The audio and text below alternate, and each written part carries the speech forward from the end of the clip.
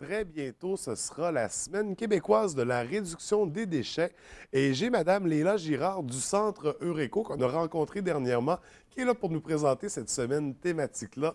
Re-bienvenue à l'émission. Ben, merci, ça me fait plaisir de revenir. Bien, ça me fait plaisir de vous accueillir à nouveau. Quand on parle de la Semaine québécoise de la réduction des déchets, on comprend que l'objectif est de diminuer ce qu'on jette à la poubelle. Mais c'est qui a mis ça en place? Ça vient d'où, cette semaine-là? En fait, la Semaine québécoise de réduction de déchets a été mise en place par Recyc Québec, qui a mandaté Action Rebut de s'occuper de cette semaine-là. Il y a des fonds pour cette semaine-là aussi. On peut faire des demandes de subventions pour organiser des événements spéciaux pour cette semaine-là dans l'année. Mais effectivement, on doit réduire nos déchets pendant toute l'année, pas juste cette semaine-là. Mais là, c'est pour faire prendre conscience aux gens pendant cette semaine-là de la quantité de matières résiduelles qu'on consomme, nous, les Québécois. Mais justement, je me demandais comment ça en 2012, alors qu'on a la récupération, on a le compostage, on a le vermicompostage, Effectivement. on a beaucoup d'alternatives autres que la poubelle. Comment ça en 2012, il faut faire encore une semaine de sensibilisation au Québec? Est-ce qu'il y a vraiment une problématique? Effectivement, on achète trop. Il faut toujours avoir en tête les 3 RV de Recyc Québec qui sont réduire, réutiliser et récupérer pour recycler, parce qu'à la maison, on ne recycle pas, on récupère. Le premier R, c'est réduire. Il faut réduire ses achats. Il faut toujours se demander, est-ce qu'on a vraiment besoin de ça? Il faut réduire ses déchets. Est-ce qu'on ne pourrait pas envoyer cette matière-là ailleurs pour que ça soit réutilisé par quelqu'un d'autre si on ne veut pas le réutiliser? Il faut toujours se poser la question, parce que là, Recyc Québec voudrait que chaque citoyen québécois diminue la matière résiduelle qu'il produise par année à 700 kg d'ici 2020. 700 kilos par année, ça peut nous sembler peut-être une grosse diminution comparée à ce qu'on produit maintenant. Mais en Nouvelle-Écosse, le gouvernement va demander à leurs citoyens de réduire le matière résiduelle à 300 kilos par année. Nous, ce qu'on nous demande, ça va être de réduire à 700 kilos. Fait qu'on est des gros producteurs de matière résiduelle. On produit 2 fois plus de matière résiduelle qu'un Japonais. On est vraiment des consommateurs. Fait là, ce qu'on veut essayer de montrer aux gens pendant cette semaine-là, oui, on peut récupérer, on peut composter, mais il faut toujours se poser la question, qu'est-ce que je peux faire de mieux avant ça? Parce que les 3 R, il faut les suivre par hiérarchie. Le premier étant de réduire. Fait c'est lui qu'il faudrait toujours prioriser. Comment je peux réduire ma consommation? Fait que ça commence toujours par la réduction.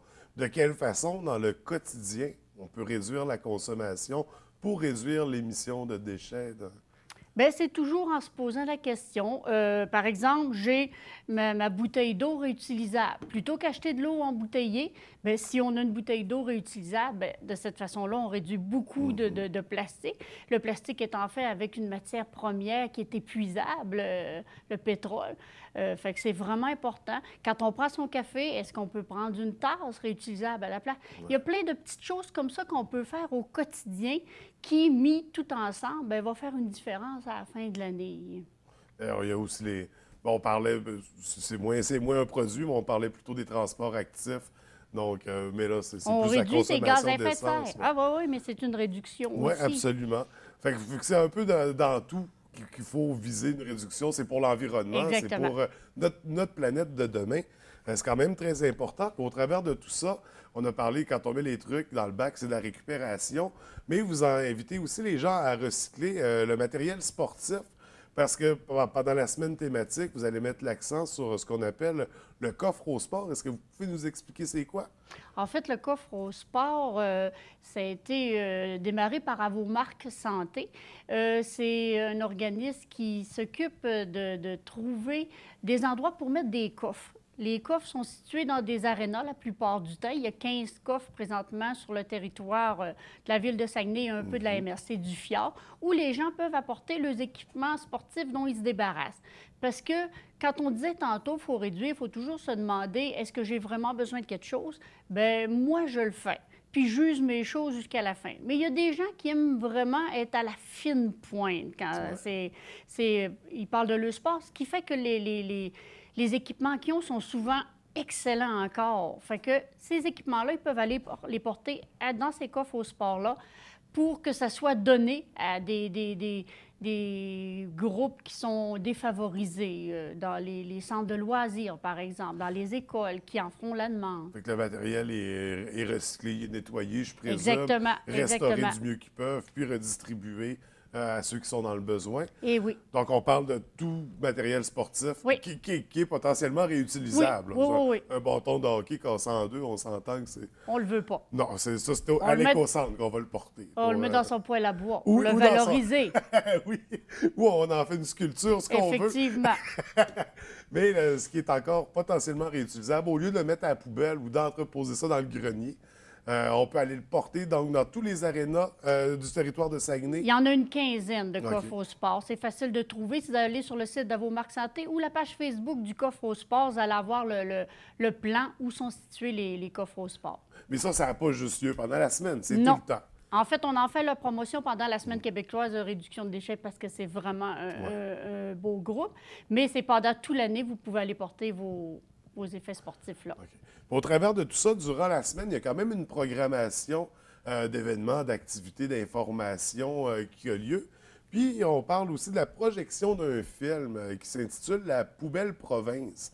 Un jeu de mots avec la belle province, la poubelle province. Effectivement. De quoi? Ben, on sait bien que ça va traiter de la consommation de déchets, mais c'est quoi le film exactement? En fait, le film, c'est pour faire prendre conscience aux Québécois qu'on consomme vraiment trop. C'est un film qui est assez choc. Moi, je vous dirais que quand j'ai eu fini de l'écouter, je filais pas bien. OK. C'est vraiment un film choc. Fait que ça, pour on nous est faire vraiment prendre pas bon au conscience. Québec, là, ça, avec Pas les qu'on n'est poubelles. pas bon, mais on peut vraiment beaucoup s'améliorer. Ouais. Si on se compare à la Nouvelle-Écosse, par exemple, on peut vraiment s'améliorer. En Nouvelle-Écosse, depuis 1998, qui font la collecte des matières putrescibles.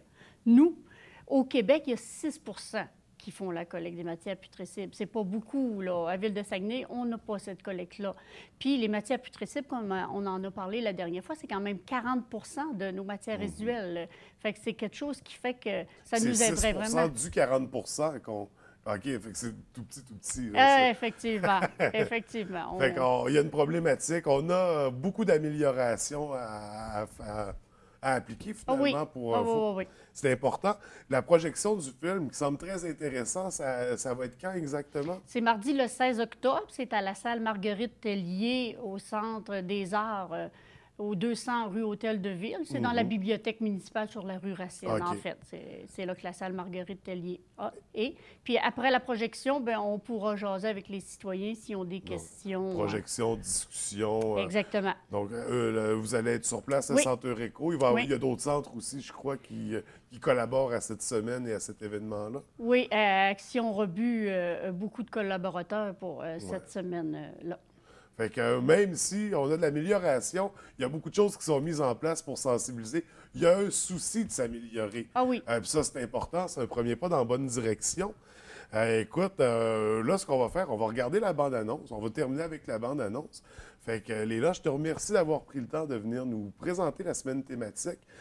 Pour les gens qui veulent plus d'informations, il y a toujours le site Internet. D'Eureco, Le site Internet d'Eureco. On a le site Internet... Labo-Marc Santé pour le coffre au sport. OK. Donc, les gens peuvent aller visiter sans problème. Et les Facebook respectifs aussi, et pour le coffre au sport. Alors, on va se laisser tout de suite avec la bande-annonce. On va aller regarder ça à l'instant. Merci. Merci beaucoup.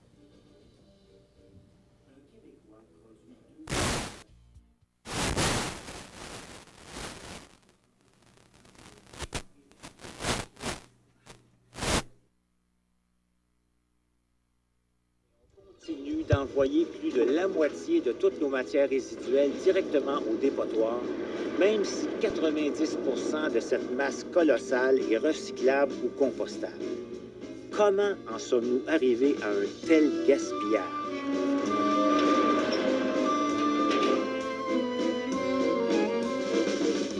Je pense qu'en bout de ligne, la seule explication, c'est qu'il a manqué de volonté politique à quelque part. C'est ainsi que 4 compagnies qui exploitent les 5 plus grands dépotoirs du Québec sont devenues de véritables barons de l'ordure et contrôlent maintenant 75% du lucratif marché de la poubelle au Québec. On a une autorisation de 500 000 tonnes, mais là, on est rendu à 836 000 tonnes actuellement. Ça veut dire que le gouvernement, il émet des lois, puis en bout de ligne, ils ne sont pas capables de les faire respecter. C'est-tu une république de bananes qu'on est ici au Québec? Alors que les enfouisseurs font des affaires d'or, notre industrie du recyclage peine à se moderniser et à développer des marchés locaux pour nos matières récupérées. Vendre du plastique recyclé, on est capable de le vendre, mais on n'en a pas assez. Puis qui est prêt à payer? Parce que tout le monde veut être vert, mais personne ne veut payer la note. Beaucoup trop de contenants recyclables se retrouvent chaque année encore dans nos dépotoirs. Plus d'1 demi-milliard de bouteilles d'eau en plastique et 80 millions de bouteilles de vin. Je crois que la SAQ devrait mettre ses culottes et mettre le système de consigne en place, parce que je trouve qu'ils n'assument pas leurs responsabilités, en mettant des millions de bouteilles sur le marché. La Nouvelle-Écosse détourne 84 des bouteilles de vin et spiritueux des sites d'enfouissement, composte près de 70 de ces matières organiques. Si le Québec était aussi performant, il éviterait d'enfouir 850 000 tonnes de déchets organiques par année. Le temps où les Québécois envoyaient à l'élimination tous les déchets est bel et bien révolu. Pourtant, 3 de nos méga-dépotoirs vont bientôt déposer des demandes d'agrandissement. Nous verrons bien si le gouvernement aura pour une fois le courage politique de dire non aux barons de l'ordure.